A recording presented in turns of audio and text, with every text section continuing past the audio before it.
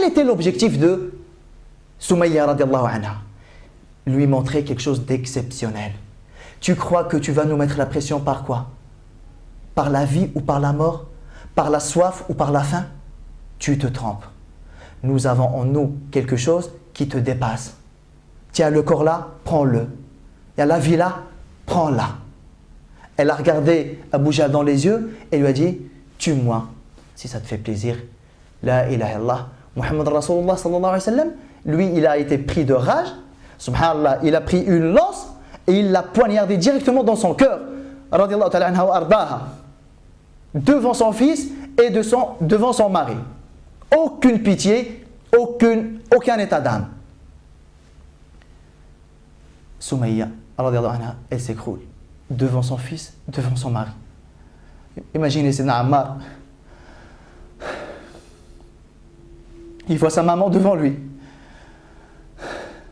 tombée juste parce qu'elle a dit La ilaha illallah, Muhammad Rasulullah sallallahu alayhi wa sallam. Il voit la fermeté et subhanallah, la force avec laquelle elle a répondu à Abu Jahl. Abu Jahl, dont tout le monde avait peur à Mecca. Une femme, elle lui a fait face. Une femme, subhanallah, vous savez que c'était une esclave. C'est une femme qui n'était pas considérée. C'était une femme sans aucune signification au sein de la société mécoise. C'était une moins que rien dans la société. Au moment crucial, elle a eu plus de force que Abu Jahl. Elle a réussi à le faire craquer. Peut-être tu es Abu Jahl, Ibn al-Hakam. Peut-être tu es celui qui a la lance dans sa main. Peut-être je suis celle qui est attachée. Peut-être tu es parmi les nobles de Quraysh. Peut-être je suis qu'une esclave, une noire qui a été vendue. Mais aujourd'hui, je suis plus forte que toi. Parce que j'ai quelque chose que tu n'as pas.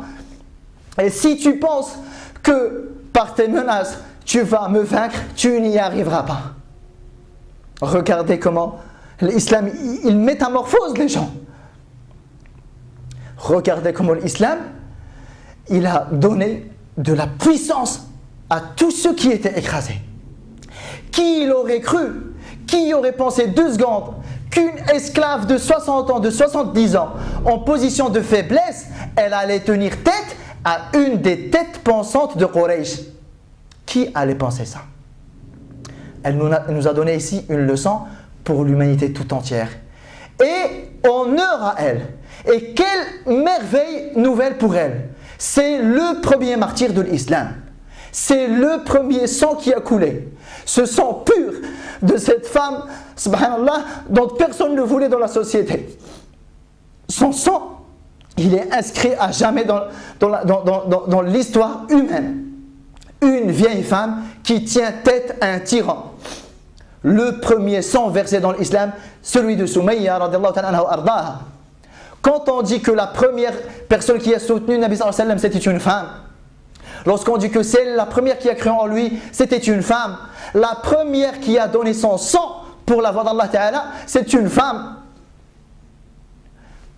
Yasir, son mari, qui était aussi très vieux, lui n'a pas été tué directement, mais il est mort de ces châtiments-là. Un vieil homme, il a succombé à ces châtiments-là, plusieurs jours sans boire, sans manger, il est mort, radiyallahu ta'ala anhu wa ardah. Alors, moi je reviens à Sidna Ammar. Imaginez. En plus, Ammar, il avait que ses parents, ils ne sont pas une famille nombreuse. Et subhanallah, il avait le privilège d'être musulman, lui et son père et sa mère. Et vous savez qu'est-ce qu'il dit, Sidna Abdullah ibn Mas'ud? Il dit, on était plusieurs musulmans, ça c'est vrai. Il a dit, mais ceux qui ont eu le courage et ceux qui ont eu l'audace de montrer à Quraysh que nous sommes musulmans et qu'on ne se cache plus sont en nombre de 7. Le Nabi sallallahu alayhi wa sallam, Sidna Abu Bakr, Sidna Bilal, il a commencé à citer les 7 et il a dit Soumaïa. Elle fait partie des 7 personnes qui ont dit à Quraysh, je suis musulman. Qu'est-ce qu'il y a? La personnalité de cette femme-là.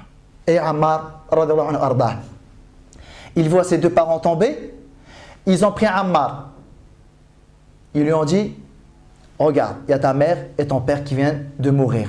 si tu ne veux pas avoir le même sort qu'eux, insulte Mohammed et parle en bien de nos divinités. Et Mskin, lui ont infligé toutes sortes de châtiments. Jusqu'à ce que, et il leur a dit ce qu'il voulait entendre. Il a dit des choses négatives sur le Nabi sallallahu alayhi wa sallam et il a dit des choses positives sur leur divinité. Et ils l'ont relâché. Et il est venu voir le Nabi sallallahu alayhi wa sallam. J'aimerais qu'on se mette un peu dans son esprit. Radiallahu anhu wa ardah. Il est venu voir le Nabi sallallahu alayhi wa sallam avec un visage complètement décomposé. Le Nabi sallallahu alayhi wa sallam, il lui dit: Ma wara'aka ya Ammar, que me caches-tu comme nouvelle, ô Ammar? Sidna Ammar radiallahu anhu, il lui répond: Sharrun ya Rasulallah, un mal. Il lui dit: Wa madak, qu'est-ce qu'il y a, qu'est-ce qui s'est passé? Il lui a dit: Quraysh n'ont laissé aucune chose, aucun châtiment sans me l'infliger jusqu'à ce que j'ai touché ton honneur. Et j'ai parlé en bien de leur divinité. Le Nabi sallallahu alayhi wa sallam lui a dit: oublie ça, toi dans ton cœur, comment tu te sens?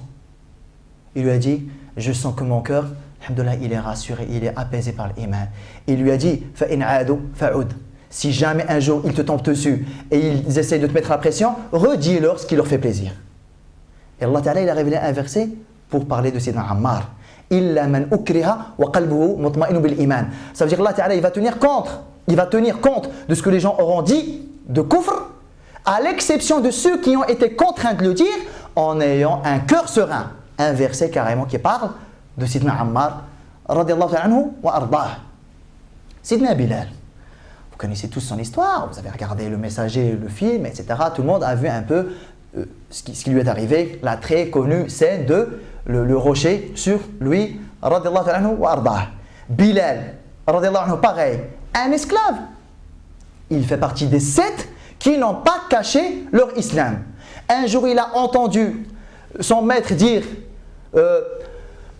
Latul Uzza, il n'a pas supporté ça et il leur a dit: La ilaha illallah. Moi, je ne peux plus supporter vos divinités. Parce que Sidna Bilal, une fois, il a été, on va dire, surpris en train d'insulter Latul Uzza. Et ça a été rapporté à son maître. Donc, Umayya ibn Khalaf, qui était le maître de Sidna Bilal, radiallahu anhu. Ben Bilal, c'est pareil, radiallahu ta'ala anhu wa ardahum ajma'in. Il les ouvrait à coups de couteau, il les taillait, il taillait leur chair pour faire des plaies, il mettait du sel dedans et il les mettait tout nus sur le sable à midi pour les cuire carrément, subhanallah.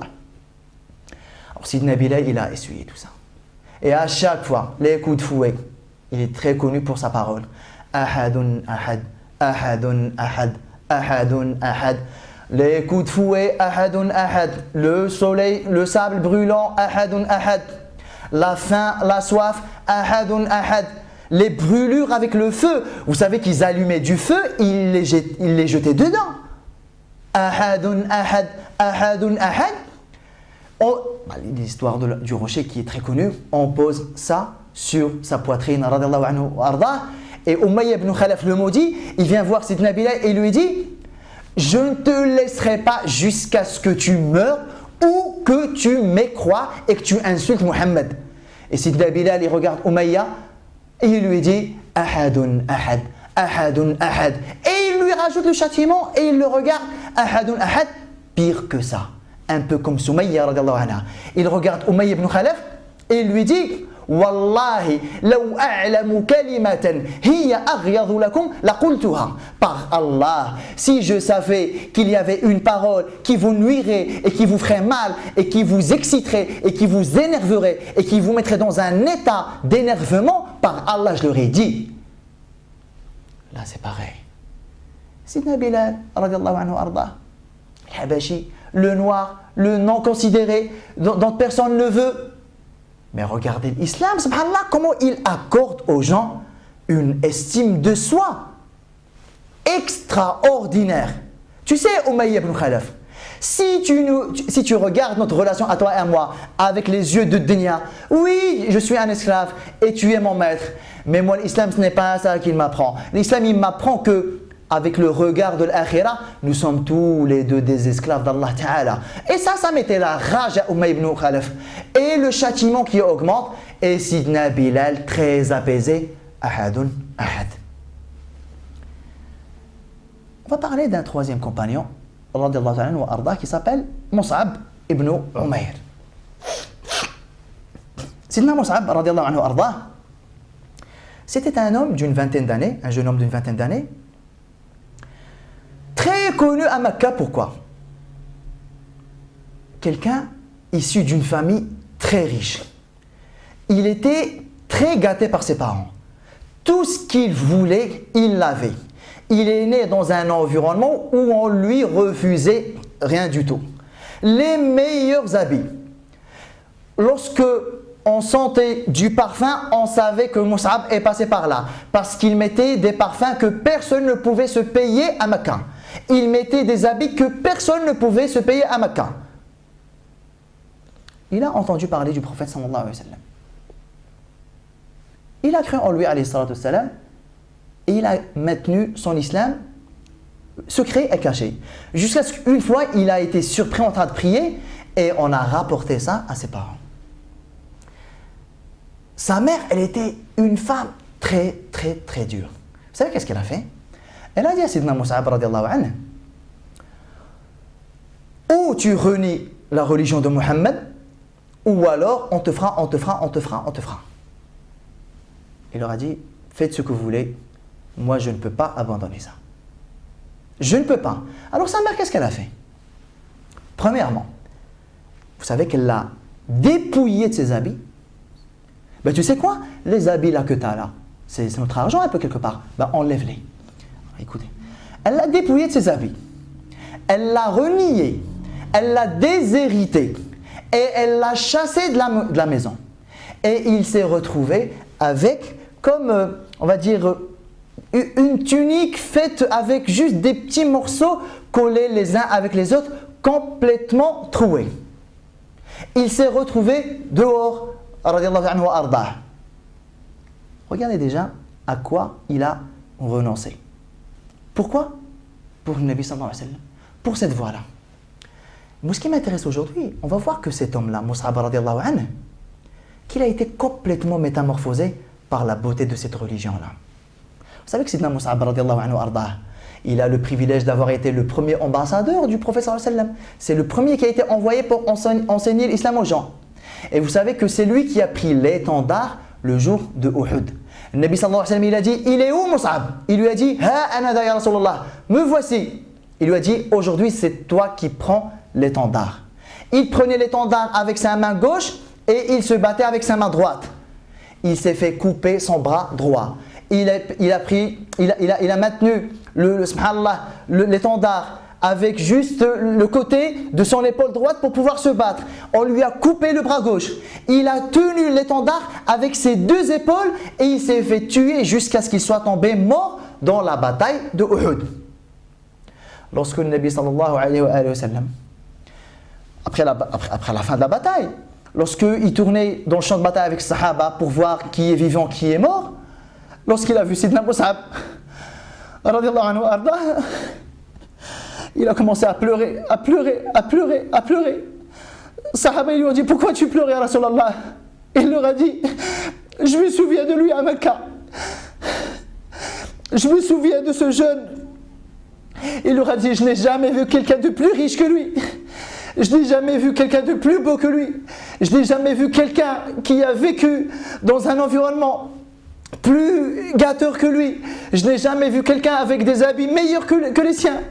Quand je vois aujourd'hui comment il est habillé, je me dis, qu'est-ce qu'il a abandonné et qu'est-ce qu'il a eu auprès d'Allah Ta'ala.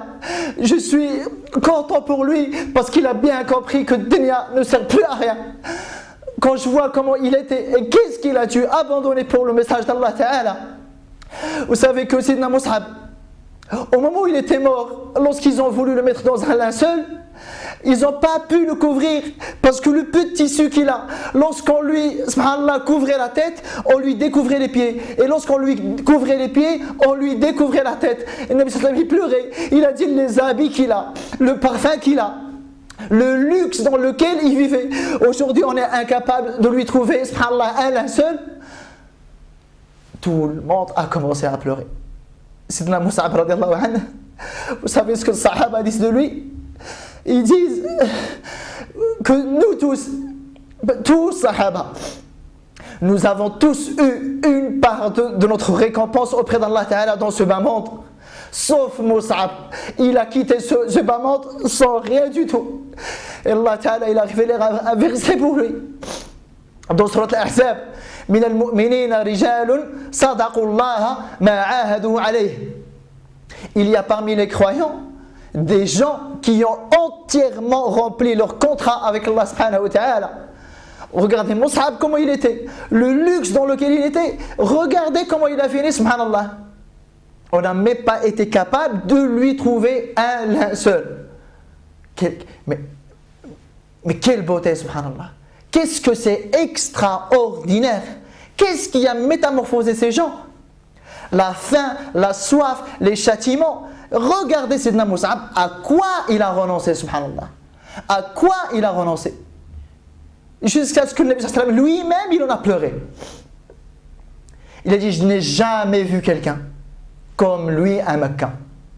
C'est-à-dire l'écart du sacrifice, il n'y a pas quelqu'un comme Mus'ab. Radiallahu anhu wa arda. Quand on voit Sumayya radiallahu anha, comment elle a surmonté, mais vraiment avec aisance, cette épreuve-là. Elle a même défié le tyran Abu Jahl. Lorsqu'on voit Sidna Bilal, comment il a surmonté ça, mais vraiment avec plaisir. Moi je suis dans un monde, moi, je ne suis plus avec vous. Moi je suis dans un monde, je suis dans une intimité avec Allah subhanahu wa ta'ala. Ahadun ahad. C'est comme l'homme de Surat Yasin, lorsqu'ils lui ont infligé des châtiments, à la fin, au moment où son âme était en train de quitter son corps, qu'est-ce qu'il a dit? Ya layta qawmi ya'lamun bima ghafara li rabbi wa ja'alani min al-mukramin. Si seulement mon peuple savait dans quel délice je suis et comment Allah Ta'ala m'a pardonné. Mais qu'est-ce que vous voulez? Les gens jugent les apparences. Qu'est-ce qu'ils voient? Ils voient le rocher, ils voient le meurtre, ils voient la faim, ils voient la soif, ils voient tous les châtiments là. Ces hommes et ces femmes là, qu'est-ce qu'ils sont en train de nous montrer ici? Radiyallahu ta'ala anhum wa ardahum. Ils sont en train de nous montrer que l'islam a un prix. Et que si vous et moi aujourd'hui, on peut dire la ilaha illallah sans que quelqu'un vienne nous en vouloir. Il y a des gens qui ont donné leur vie. Il y a des gens qui se sont sacrifiés. Il y a des gens qui se sont engagés avec Allah subhanahu wa ta'ala du premier jour jusqu'au dernier jour. L'islam ne nous est pas arrivé facilement. Il y a eu du prix à payer. Donc lorsqu'on voit toutes ces épreuves-là, moi je relativise les miennes.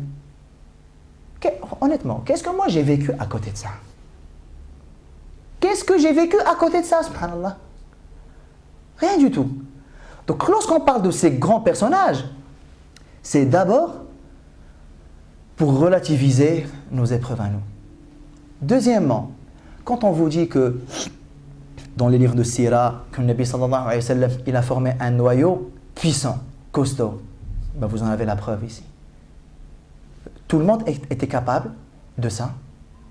Abdullah ibn Mas'ud lui-même, il dit tout le monde n'était pas capable de ça. Ça veut dire même chez les Sahaba, il y a et il y a. Ils sont tous engagés avec Allah subhanahu wa ta'ala, mais il y a différents degrés d'engagement et différents degrés de sacrifice et d'investissement avec Allah subhanahu wa ta'ala.